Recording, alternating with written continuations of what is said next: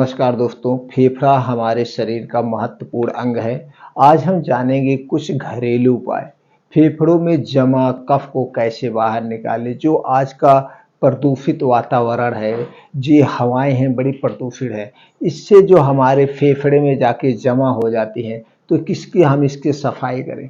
अगर हम समय समय पर अपने फेफड़ों की सफाई करते हैं, तो दोस्तों फेफड़ों से संबंधित जो बीमारी होती है, खांसी, ब्रोंकाइटिस, दमा, अस्थमा, इन बीमारियों से हम बचे रह सकते हैं। तो आज आप लोगों के सामने कुछ घरेलू उपाय शेयर करेंगे, जिसे अपना करके आप फेफड़ों की सफाई कर सकते हैं। दोस्तों फेफड़ों में प्रदूषण क्यों जमा होता है, सबसे पहले इसको जानना जरूरी है।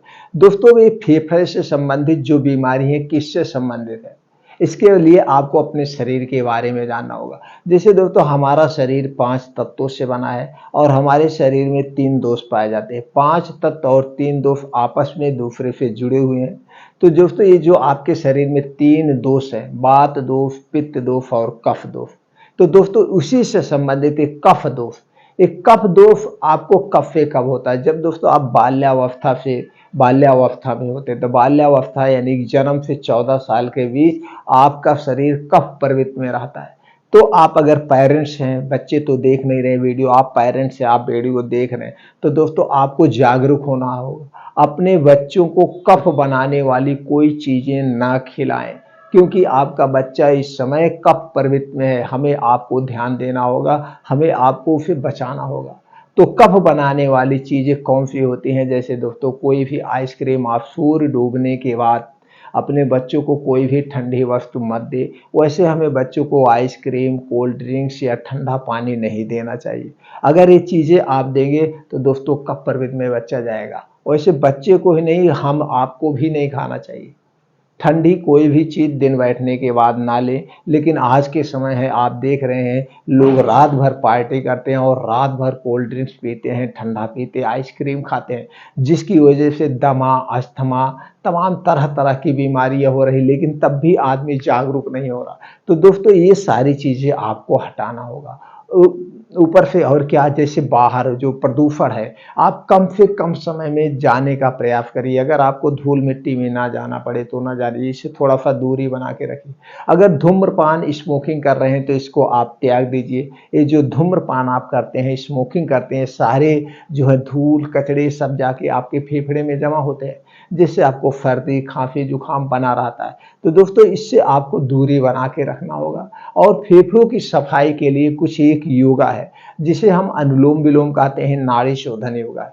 आप 15 से 20 मिनट रोज सुबह मॉर्निंग वॉक पे जब जाइए, तो 15 से 20 मिनट आप अनुलोम विलोम जरूर करिए। इससे फेफड़ों के अंदर से सफाई हो जाती है, ऑक्सीजन कोने कोने तक चला जाता है। और डेली रूटीन में आप योगा, प्राणायाम, मेडिटेशन आप जरूर करिए। ये पहला उपाय हो गया, आप अनुलोम विलोम करके अपने फेफड़ों की सफाई कर सकते हैं योगा के माध्यम से। दूसरा दोस्तों है स्टीम थेरेपी, जिसे हम कहते हैं पानी का भाप। पानी का भाप लेकर आप इसे कर सकते हैं। पानी का भाप कैसे लेना है, पानी का भाप लेने के लिए आप 1 लीटर पानी लेंगे किसी भगोने में, और उसी में 8 से 10 तुलसी की पत्ती डाल देना है, और उसी में दोस्तों आधा चम्मच अजवाइन डाल देना है। अजवाइन डाल दीजिए, पानी उबलने लगे तो गैस को स्लो कर दीजिए। अब उसमें से भाप निकलेगा, भाप निकलेगा, पानी गर्म रहेगा, भाप निकले, बस उसी भाप को आपको लेना है। इससे आपके फेफड़े की अच्छी तरह से सफाई हो जाती है, डिटॉक्स हो जाता है। ये प्रक्रिया हो गई। कुछ चीजें आपको घरेलू हम बताएंगे, जिससे आप अपना करके आप उससे भी साफ कर सकते हैं। उसमें क्या आपको लेना है दोस्तों, ये सर्दी खांसी सब में आपको लेना है पानी 1 गिलास। 1 गिलास आपको या 1 कप पानी लेना है। उस 1 कप पानी में आपको डालना है तुलसी की 6 पत्ती डालना है, और उसके बाद डालना है उसमें ब्लैक पीपर। ये ब्लैक पीपर आपको 3 दाना लेना है, 3 दाना। और उसी में लेना है जिंजर, अदरक का टुकड़ा लेना है दोस्तों। अदरक का 3 से 4 इंच का एक टुकड़ा लेना है।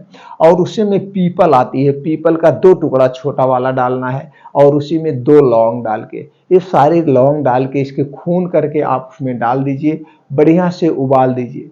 1 कप पानी जब जलते हुए आधा कप पानी रह जाए, इसी आधे कप पानी को आपको सुबह शाम लेना है। इसी आधे कप पानी को आज सुबह शाम लीजिए। इससे आपके जो फेफड़े में कहीं बलगम जमा है, कचड़े जमा है, या बलगम सूजन है, ये सारी चीजें वहां से साफ कर देगा। ये पहली प्रक्रिया है। दूसरी प्रक्रिया दोस्तों, आपको एक सलाद हम बता रहे हैं, इस सलाद को लेना है। इस सलाद में जो चीजें शामिल की गई हैं वो चीजें आपके फेफड़ों की भी सुरक्षा करेगी, आपके पाचन तंत्र को भी सुरक्षा देता है, उसके साथ साथ आपके शरीर की रोग प्रतिरोधक क्षमता को भी बढ़ा देगा। उसमें क्या है दोस्तों, आपको लेना है कैरेट, कैरेट यानी अदरक ले, कैरेट गाजर लेना 100 ग्राम, चुकंदर आपको 50 ग्राम, टमाटर 50 ग्राम, प्याज 50 ग्राम, आपको अदरक 3 से 4 इंच का एक टुकड़ा लेना है, आपको लहसुन लेना है 3 पीस, 3 कली आपको लेना है, जीरा का पाउडर लेना है आधा चम्मच, और इसमें काले मिर्च का पाउडर आप ले सकते हैं 2 चुटकी आप डाल दीजिए उसमें अपने स्वाद के अनुसार, या 1 चम्मच का चौथाई भाग। अब इसमें काला नमक आपको स्वादानुसार, अजवाइन का पाउडर आधा चम्मच, ये डाल करके आपका ये क्या तैयार हो गया, सलाद तैयार। अब इसी सलाद को आपको दिन भर में कभी भी एक बार आप इसे ले सकते हैं। अब इस सलाद में जो चीजें डाली गई दोस्तों सब डिटॉक्सिफाई है, ये आपके बॉडी को डिटॉक्स कर देगी, अंदर से आंतों में जो कचरा है, फेफड़े में जो कचरा है वो निकाल देगा। इसे आप रोज डेली लीजिए। सलाद हमें रोज खाना चाहिए, लेकिन आप सलाद कब खाते हैं, आप खाने के साथ सलाद खाते हैं। सलाद को हमें खाने के साथ नहीं लेना है, सलाद को जब भी लेना है इसे अकेले खाइए। सलाद खाने के कुछ नियम है, सलाद खाने के 1 घंटे पहले कुछ नहीं खाना पीना है, और सलाद खाने के 2 घंटे बाद तक आपको कुछ भी खाना पीना नहीं है, यानी कि 1 घूंट पानी भी नहीं पीना है, तभी आपको सलाद के पूर्ण रूप से फायदा मिलेगा। हमें सलाद एक दिन में कितना खाना चाहिए, जितना आपका वेट है। जैसे आपका वजन 60 किलो है, उसका 5% यानी 300 ग्राम सलाद हमें खाना चाहिए। अपने वेट का 5% आप सलाद रोज खाइए दोस्तों, बहुत सारी बीमारियों से बचा के रखेगा। और एक उपाय और है जिससे आप अपने फेफड़े को डिटॉक्सिफाई कर सकते हैं, उसके साथ साथ आपके शरीर की रोग प्रतिरोधक क्षमता भी बढ़ेगी, और बहुत सारी बीमारियों यानी कैंसर जैसी बीमारी को आपको बचत करेगा। तो क्या चीज है, आपको लेना है दूध। दूध कितना लेना है, 1 गिलास। पैकेट का दूध नहीं चाहिए, गाय या भैंस जो भी हो मिल जाएगा, चल जाएगा, लेकिन उसमें अगर गाय का दूध मिल गया तो अति उत्तम है। अब इसी 1 गिलास दूध में आधा चम्मच हल्दी पाउडर पड़ेगा, और आधा चम्मच आपका पड़ेगा दालचीनी का पाउडर। दोस्तों दोनों पाउडर डाल के अच्छी तरह से आपको उबाल लेना है। दूध उबालने के बाद रात में सोते समय, खाना खाने के 1 घंटे के बाद इस दूध को पीना है, और दूध पीने के 1 घंटे के बाद आपको सोना है, तुरंत नहीं सोना है, जिससे दूध डाइजेस्ट हो जाए। अब उसमें ध्यान देना, हल्दी का जो पाउडर आप डालेंगे किसी पैकेट का नहीं चाहिए। जो पैकेट का हल्दी पाउडर मिलता है उसमें आर्टिफिशियल कलर मिला होता है, इसलिए इसे नहीं लेना है। और दालचीनी में 2 टाइप की दालचीनी आती है, तो आपको दालचीनी जो लेना है पाइप वाली दालचीनी लेना है, ये अच्छी होती है दालचीनी। तो इसी का घर पर आप दोनों का पाउडर बना सकते हैं। मिक्सर आपके पास होगा, उसी में बना के यही आपको पाउडर यूज करना है, तभी आपको पूर्ण रूप से फायदा मिलेगा। दोस्तों जो दालचीनी है ये कैल्शियम का बहुत प्रमुख स्रोत है, और ये आपके फेफड़ों को मजबूत बनाता है, आपके शरीर की हड्डियों को मजबूत बनाता है। और जो हल्दी है, हल्दी में करक्यूमिन टाइप का एक पोषक तत्व पाया जाता है जो कैंसर जैसे सेल को मारने की क्षमता रखता है। यानी हल्दी और दालचीनी वाला दूध अगर आप पीते हैं तो आपके कई बीमारियों से आपके शरीर की सुरक्षा होगी, साथ साथ आपके शरीर की इम्यूनिटी बूस्टर स्ट्रांग होगा। तो दोस्तों ये प्रक्रिया आप अपना करके अपने फेफड़ों के यानी शरीर की भी सफाई कर सकते हैं। अंदरूनी आंत फेफड़े दोनों की सफाई हो जाएगी।